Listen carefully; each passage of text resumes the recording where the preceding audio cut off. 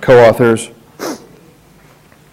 So as we've talked about already this morning, our understanding of pincer type femoroacetabular impingement continues to evolve. We commonly are thinking of pincer impingement in subgroups now: global, overcoverage due to retroversion, and focal anterior superior overcoverage.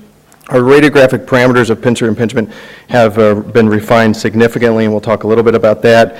And we've seen also this morning the importance of an accurate diagnosis and treatment decisions to optimize the outcomes of these patients. So we've talked about pelvic tilt and rotation, obviously, and influence what our acetabular morphology is going to look like. Siebenrock has shown this very well over the years. This is the same hip, and you can make this look retroverted with pelvic tilt. So we have to really be aware of this in clinical practice. The same is true of pelvic rotation, so small changes in rotation can also give us apparent retroversion. So this makes our radiographic characterization of our acetabular morphology much more complex than on the femoral side. Our findings of pincer type impingement have been refined. So global lateral overcoverage, we've talked about coxa profunda, coxa protrusio, lateral center edge measurements, inclination measurements, and then retroversion and anterior superior overcoverage, the crossover sign, posterior wall sign, prominent ischial spine sign. Coxa profunda, as it's been classically defined by the medial acetabular fossa touching or projecting medial to the ilial-ischial line, it turns out not as useful. We and several others have now looked at this, and this is extremely common finding in the female hip as well as even the dysplastic hip as shown here. So we probably have better definitions of coxa profunda. So if we look at the global or lateral overcoverage hip, we're talking about protrusio, increases in lateral center edge or a downsloping sourceal. Acetabular retroversion, we talked about classically a positive crossover and a positive posterior wall sign. Overcoverage anterior superiorly, a positive crossover with a normal posterior coverage.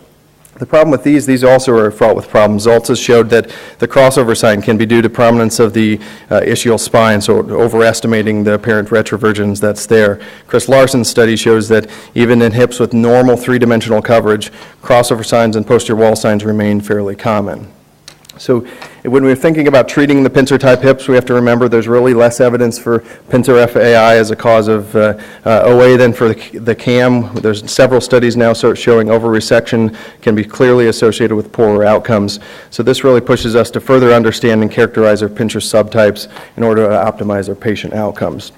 So the purpose of the current study was to determine the correlation of plain radiographs with CT characterization of acetabular morphology in patients with FAI.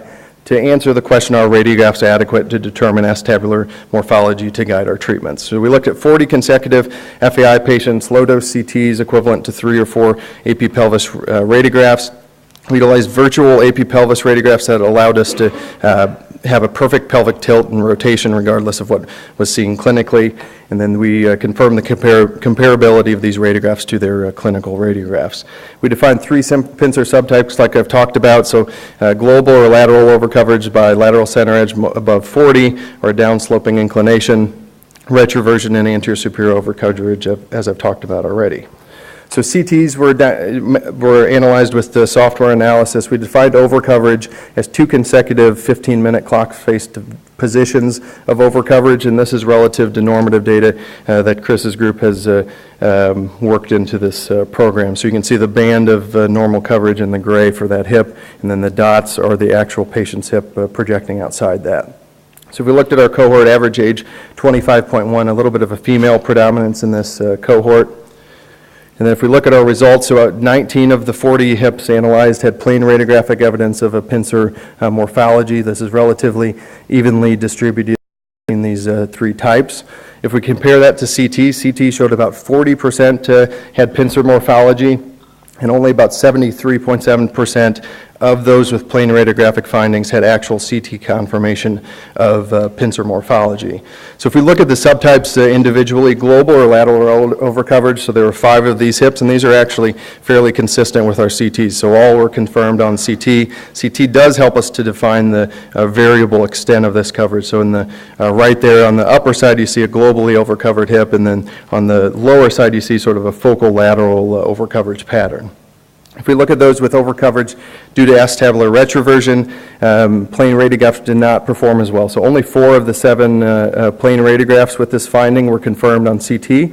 So 2 of the discrepancies were due to apparent normal anterior coverage with posterior undercoverage, and I'll show you a case of that, and then another case due to inferior spine prominence. So this is a radiograph demonstrating retroversion, so crossover sign, just a subtly positive posterior wall sign, and this is confirmed on our three-dimensional imaging. So on the bottom you see anterior coverage is excessive, and the back posterior is undercovered. So this is a case of where the radiographs weren't quite right. So a positive crossover, positive posterior wall sign, and when we look at this with the three-dimensional analysis, the anterior coverage is actually very normal. It's the posterior undercoverage that makes this hip look retroverted.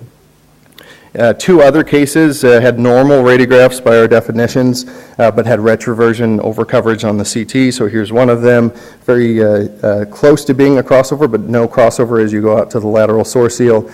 The posterior wall sign is pretty much right through the center of the head. If we look at this, we see anterior overcoverage and then posterior undercoverage that wasn't picked up on the radiographs. So finally, so if we summarize acetabular retroversions, they're clearly performing less well here, 67% sensitive, only 57% positive predictive value.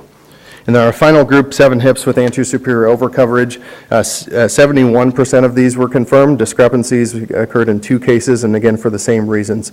Anterior coverage might be normal and posterior undercovered, giving this appearance or prominence of the inferior spine. So here's a case that was actually confirmed. So a very mild crossover sign with a negative posterior wall sign.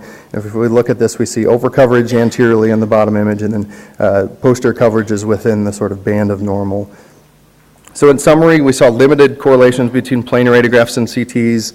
Radiographs are 87% sensitive, but the predictive values are somewhat limited, much better for global patterns than for overcoverage due to acetabular retroversion. So in summary, three-dimensional characterization remains our gold standard, especially for these subtle overcoverage or even subtle undercoverage cases. The AP pelvis radiograph alone appears to be sometimes inadequate. Some of the tools we talked about this morning, whether it be hip to norm or acetabular wall indices, looking at more detailed plain radiographic evaluation may be more valuable. And really further research is needed into the role of these Pincer subtypes into the pathophysiology of FAI. Thank you.